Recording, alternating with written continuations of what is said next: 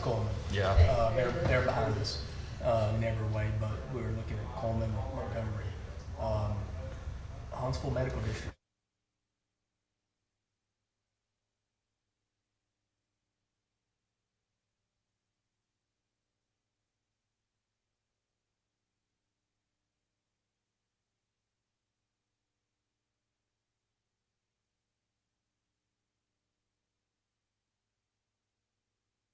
We're adopting a kind of a wait and see Yeah. mentality.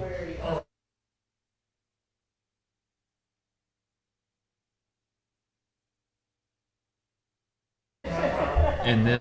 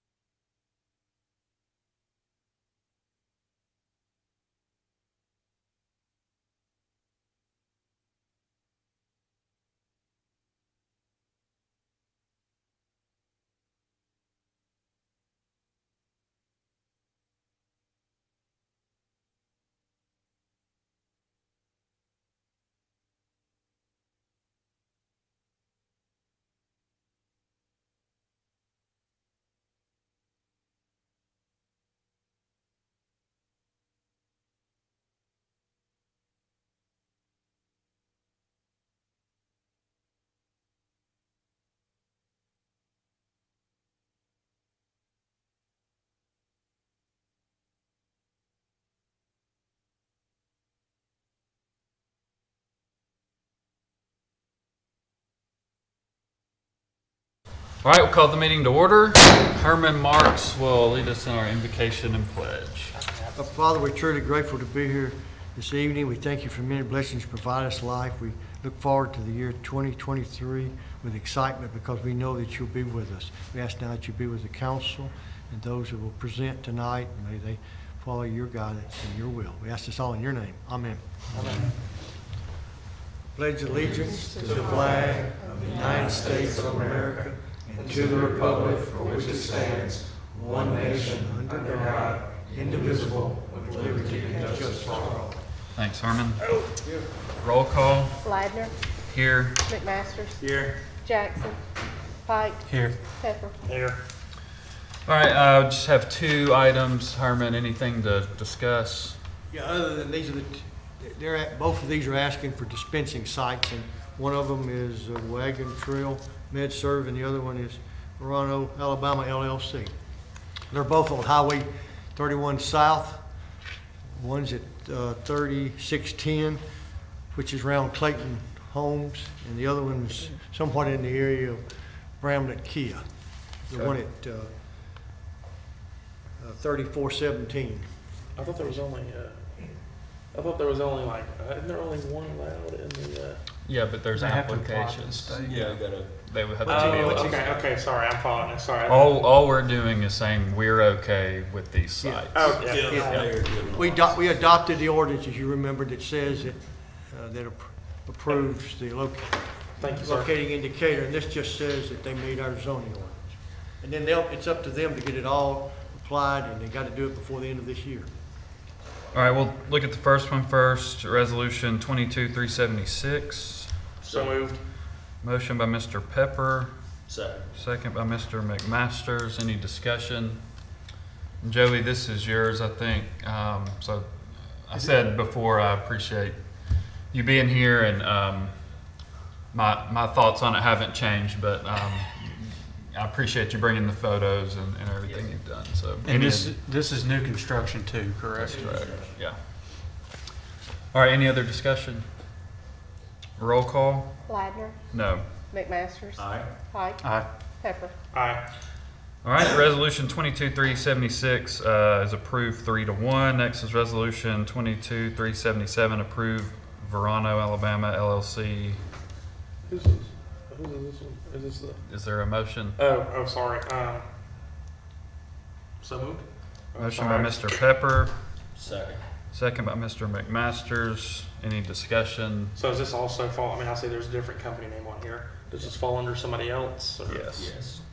Just like the other 2 were different, separate applicants. There will be multiple applications, but this is the 4th, I guess, that we've approved the site.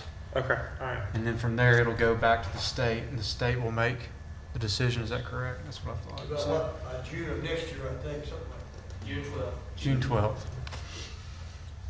All right. Any other discussion? Roll call. Ladner. No. McMasters. Aye. Pike. Aye. Pepper. Aye. All right, Resolution 22-377 is approved 3-1. Any other discussion? Anything else, Herman? All right, we will stand adjourned. Thanks.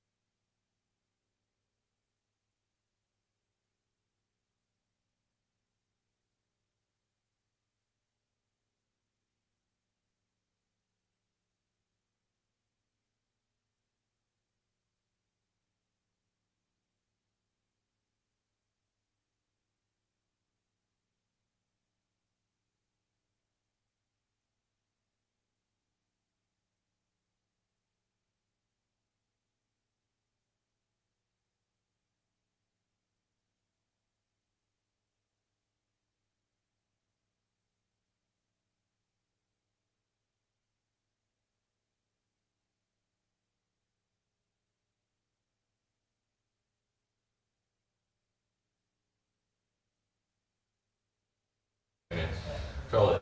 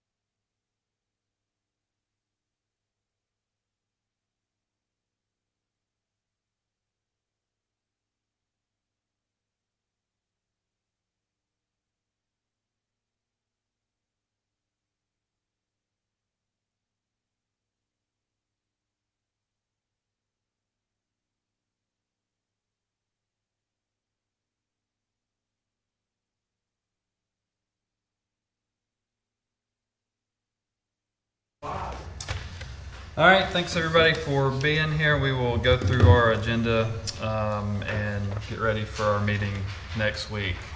And didn't there used to be a clock over there? It was never right, so it's gone. There was a Yeah, I just looked at it and it was gone. There is one right there that actually Yeah. works. As of All right, we'll have a proclamation for Decatur Fire and Rescue recognition at the beginning of next week's meeting. Then we have approval of minutes. Any questions on those? All right, set public hearings, ordinance 234546, zoning request 141122, 2.5 acres located at 2210 8th Street Southwest, set public hearing to be held on February 6th, 2023 at 6 p.m. Matt? All right, thank you, council. Mayor, as you mentioned, zoning 1411-22, 2.5 acres. The applicant is the city of Decatur, and this is to zone a newly annexed piece of property. The expectation is R4, multifamily. The zoning committee recommended this one, and just to remind you, this was, it did receive a pre-zoning. Sorry, slipped my mind.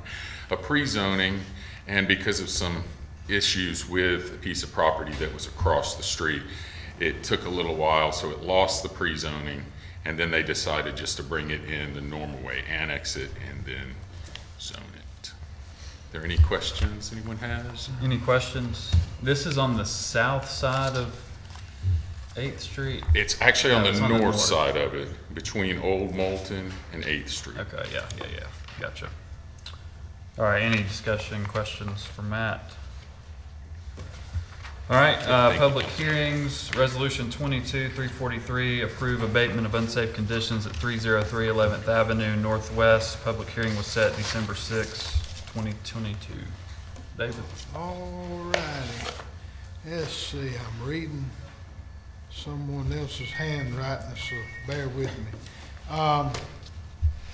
Let's see, there was a fire on March the 4th, of 22. We looked at it on the 14th, sent a notice on the 15th, unsafe building notice. The permit date reminders, abatement date reminders. We've talked to an Andrew Green, who is the son of deceased owner. He's received the notices. The property was never probated, and the taxes are in his name, but that's it. And he said that this past year he didn't have the resources to pay the taxes and no resources to repair it. So we would ask that since the abatement date time period ran out on July the 13th, that we would ask the council let us demolish it to eliminate the nuisance. All right, any questions?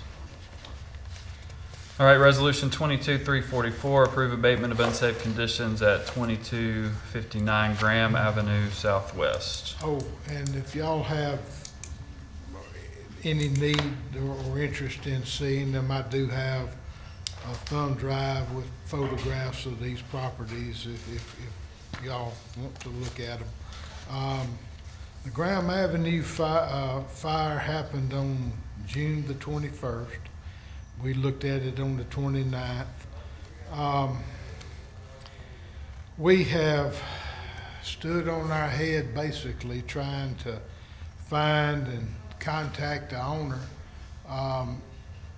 who we've been informed lives in Louisiana now, from Decatur. And someone has signed for some of the notices, but the signature is not legible. So, but we've done everything that we know to do to make contact. Everything's been posted on the structure. And the time to have it demolished ran out on October the 28th. And in light of that and the fact that we've done an exhaustive search trying to find this person, we'd ask that the council authorize a demolition. All right, thanks, David. Any questions on that one? Thanks, sir. Ordinance 224545, approve rezoning request 141022 for property located at 3307 Indian Hills Road, southeast from R1 Single Family Residential District to B2 General Business District. Public hearing was set December 6, 2022. Okay. The applicant for this one is Pew Wright McAnally for Lotus Properties. It's 2.93 acres. And the request is, like you said, to rezone from R1 to B2. This will be consistent with the other part of Point Mallard Center. There were no calls or anyone that gave a pushback on this when I was giving out handbills out in the area. So there's not really been any uproar about that. In fact, a lot of the businesses that I talked to, they were in favor of it. Okay, any questions? Thanks, Matt. Resolutions, Thank you. Resolution 23001, approve C&I Church Street reconstruction, AlDOT project number STPSU 5220252, CR 684 Church Street from Somerville Road to Riverview Avenue. Yeah, this is just approving the agreement with Garver for the CE&I for this project. All right, any questions? Glad to see it. Be glad to see it get started. All right, thanks, Carl. Resolution 23002, authorize the purchase of CAT D8 dozer with Trimble GPS monitoring. Bill Haygood, Manager of Landfill Operations. Thank you, Council. I'm here seeking authorization of the purchase of a new CAT D8 dozer with Trimble GPS monitoring for the landfill department. This will be replacing an older dozer. Any questions? Kyle's budgeted. It is not budgeted. The request will be from the landfill enterprise account. Right. Yes. Your question was whether it was budgeted. In the landfill. Yes. Yeah, that's what I meant. All right, any other questions? All right, thank you.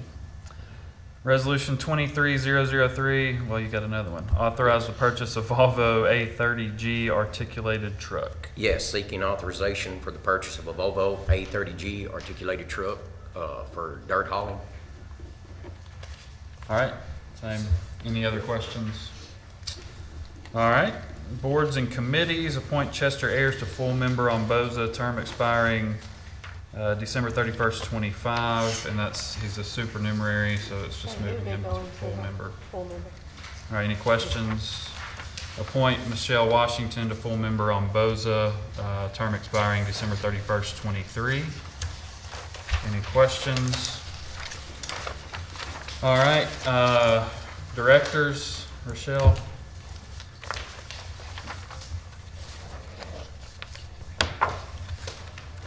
Rochelle Sandlin, Human Resources. Take one, pass it down, please. As you know, this past September, a plan was presented to address market competitive pay grades for certain job classifications in the city's pay plan. While that pay plan did not receive council majority support, I want to be certain to point out that the 6% adjustment to the city's pay structure that became effective on October the 3rd did indeed bring the majority of positions to within 10% of local market averages, regardless of the ranking and perception of ranking of who's highest and lowest. It did resolve that. That said, we continue to have recruitment challenges where pay appears to be the primary deterrent to attracting and retaining qualified applicants to fill key vacancies. At this time, those positions and vacancies are police officers, planner, truck drivers, equipment operators, and entry-level laborer vacancies. Therefore, in the interest of addressing these specific and immediate recruitment needs, it is the recommendation of the Personnel Board that certain job classifications be reclassified to a higher pay grade in order to compete for the qualified candidates and expedite filling these positions, some of which have been open for several years for lack of candidates. These changes will include limited scope internal equity reclasses in order to relieve succession pay grade and pay step compressions created by the movement of affected employee groups into a new pay grade and corresponding step. We would propose an effective date of Monday, January the 9th, which is the first day of a pay period, and we've calculated an annual recurring cost of about $798,000. That's approximately a 2.2% increase to the FY23 budgeted salaries and benefits line item, and we believe the cost will be absorbed through the unfilled positions that remain vacant. This did not make it to the agenda because we had a personnel board meeting, so we're asking maybe that we have an opportunity to maybe have a call meeting, perhaps next Thursday, the 5th, to discuss this publicly and have a decision made. The only thing that I would have against that, I won't be here next week, and I would really like to be able to be a part of the discussion involving this matter.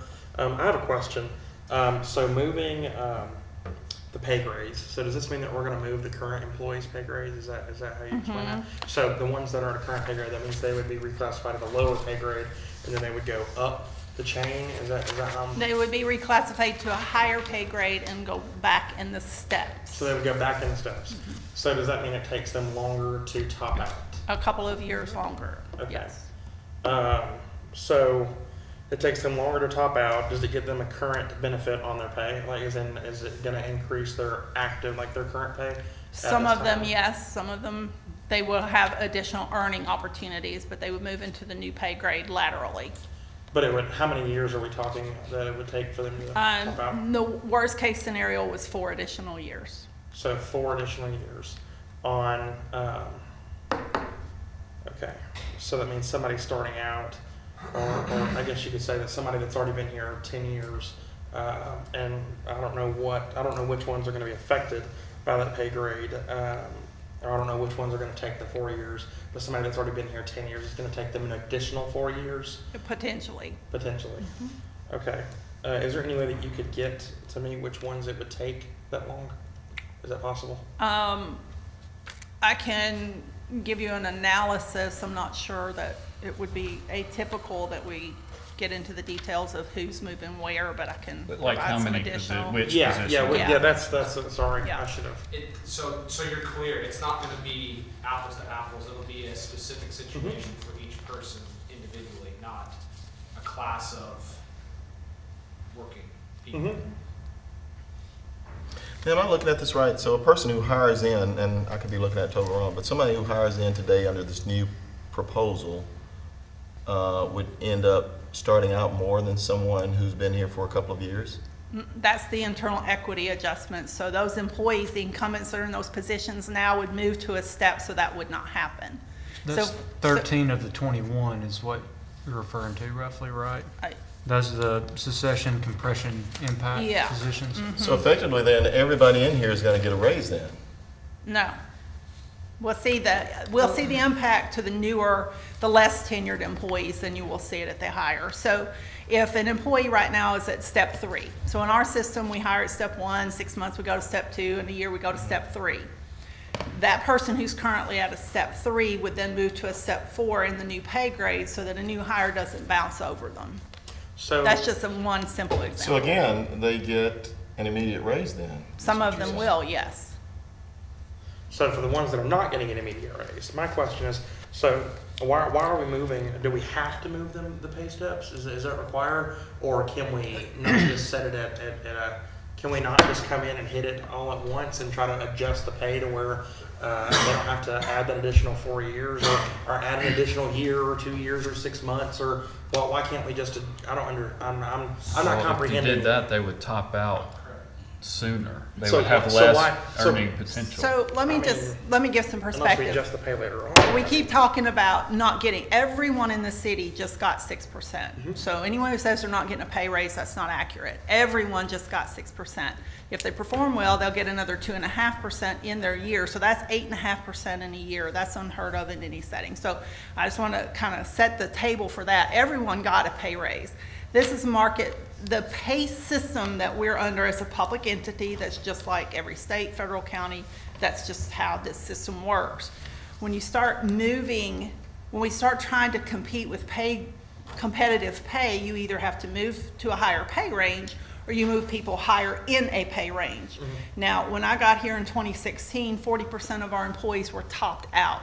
And that was a major complaint from our employees. So I'm at step 18, I haven't had a raise in X amount of years. So that's not appropriate either, right? So you address one issue, you create another. So what we have found and what we've seen through this process, through our consultant the last time, because I didn't have enough experience, plus what Huntsville does, Madison, Athens, is when you move into that higher pay grade, you laterally move, and then there's an adjustment made so you don't have compression with either a new hire or someone who's got a great deal more seniority. It's a complicated process. I will say too, Hunter, Mr. Pepper, when you move to the new grade, the top out is going to be higher than the grade you're currently in. So we're talking about earning potential. Yes, it will take them longer, but they will essentially earn more than they would in the current range they're at now. And if they were to receive a promotion in the interim, they would still see an even further earning potential. Correct, because they would move into the promotional pay grade with a higher top out. I know that's a cultural mindset, that top out is sort of the brass ring, but every employee today makes more money than they made yesterday, and they'll make more money tomorrow than they made today. So I get the top out concept, but if we're continuing to make more money, earning potential, I'm not sure. I would never want to top out myself, but. Nobody getting a pay cut. No pay cuts. So, out of these 21 positions, how many of these do we not have filled now? These are the Do we have vacancies in positions. it, I guess is what I'm asking? So we have 560 fully funded positions. Of those, we have 231 positions will be affected. There's 44 vacancies across all of those job descriptions. So 44 out of 241. Yeah, 231, yes. 231. And police is 24 of those? 25? Yes, police is at 24. Which a brunt of this plan is addressing, police department. Yeah. But I was at the personnel board meeting. The purpose, I think, was lost a little bit in that meeting, in my opinion, not from some of the questions. The purpose of this is for recruitment. It's for vacancies, in my opinion, primarily the police department, where, that has a direct impact on the ability to, fully function as a department, to have 25 people, 24, whatever the positions are, that are vacant. And it's been that way for a while, so. So this is just for recruitment? Yeah. So this is not for retention? So we shouldn't worry about retention? Well, our retention is extremely low, as we've talked about in multiple meetings. It's negligible. But I guess, and I have to say this, but we're changing it. We said that we were giving them take-home cards at a longer range, so that was going to create recruitment. That obviously hasn't worked. So I would like to see something where, in the future, show us that this has worked or it hasn't worked, rather than, a year from now we just, did it work, did it not work? So I'd like to see some numbers associated with this a year from now and say, did it work? Did it not work? Because apparently the take-home thing, I'll call it an experiment, didn't work. And in my opinion, we're still losing money off of that. So, but anyway. It wasn't just the that was part of it, but it was changes to dress code and facial hair and the different vests, and I met with. That's absolutely true. But now, when we specifically talked about take-home policy and extending the range, that was a carrot. That was supposed to attract people to our department, and literally, we can add other things to that. But when we spoke of that particular situation, that was supposed to be an inducement. It was a carrot to say, come and work for the city of Decatur, and it hasn't worked.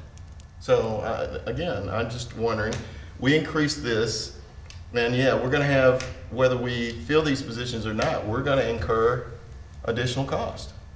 And that's, that's a concern. If we don't fill these positions and we incur greater cost and the employees just got a 6% increase, and I'm all for them getting increases that are due to them, but this is gonna be, this is gonna have impact on our overall general fund budget. I agree with all that.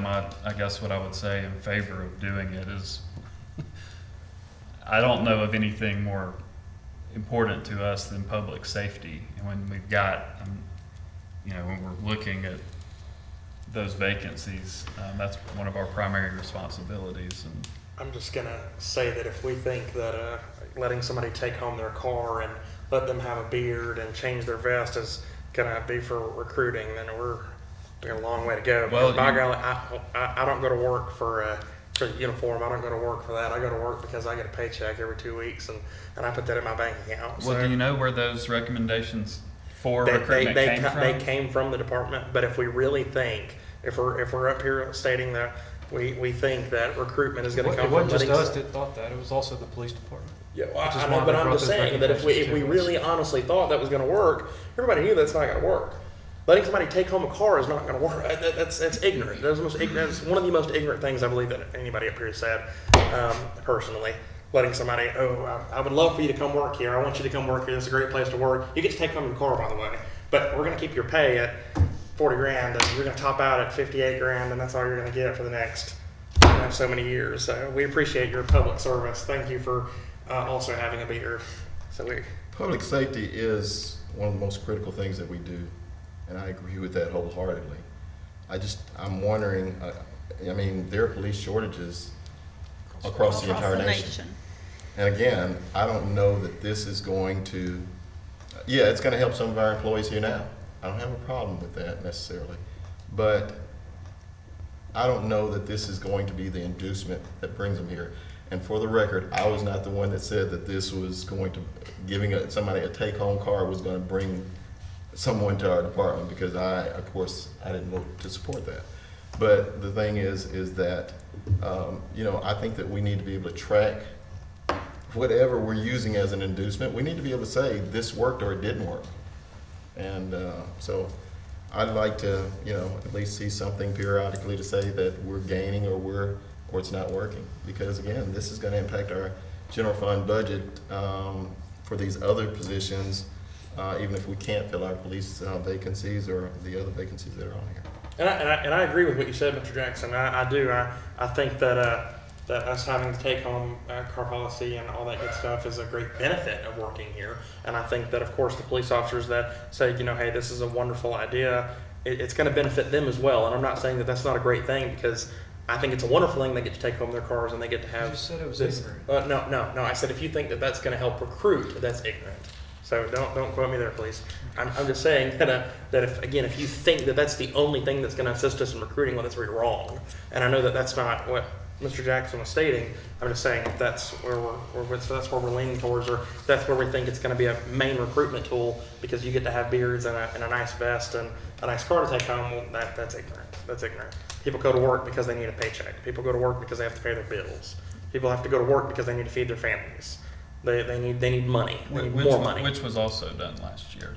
A very small amount, though. I'm not saying that we've got all the money in the world. 12%. 12%. Oh wow. So what's the starting pay for what? 12%. Yeah, but I'm just saying I don't personally believe that we take care of not just the first responder area in the city, but I will say that I don't think this is a very good argument, but I believe it's a somewhat of a valid argument, is the private sector does pay more than the government sector in most situations.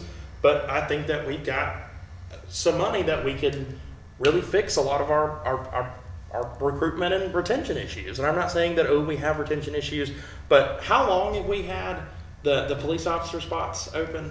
How many times have we lost individuals with not just our police department, though?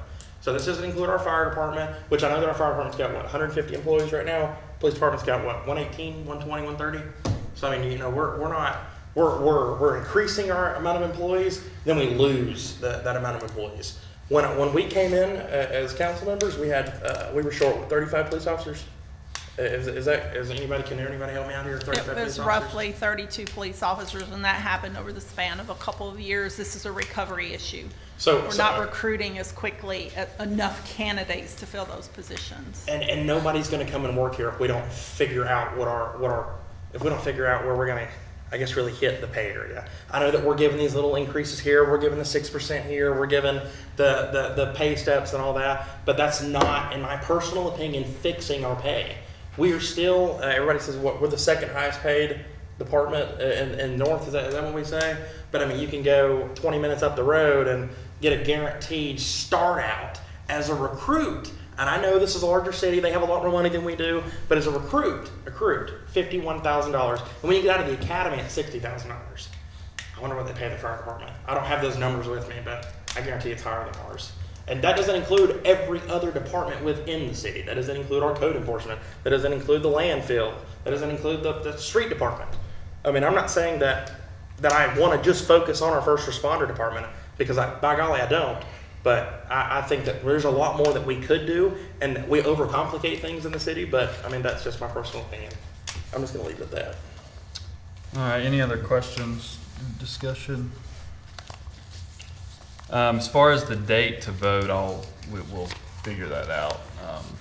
If we could shoot for maybe Thursday, Well, because when does it go in, if it Well- were to pass, the recommended start date is January the 9th. which is what the resolution says. But we have a window of time from an HR perspective. Logistically, we'll be fine if we can get it reviewed and discussed next week. We have, All right, yeah, we'll be in touch on that. all right. What, Thank you.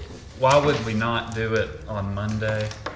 Well, Monday's a holiday. Sorry, Tuesday. We won't have we have a lot of holiday scheduling conflicts. We have For- some department heads okay. that need to be here. Okay. All right, we can talk Okay, about that. thank you. All right, anything else from directors? Council, anything else? All right, that's it. Thank you.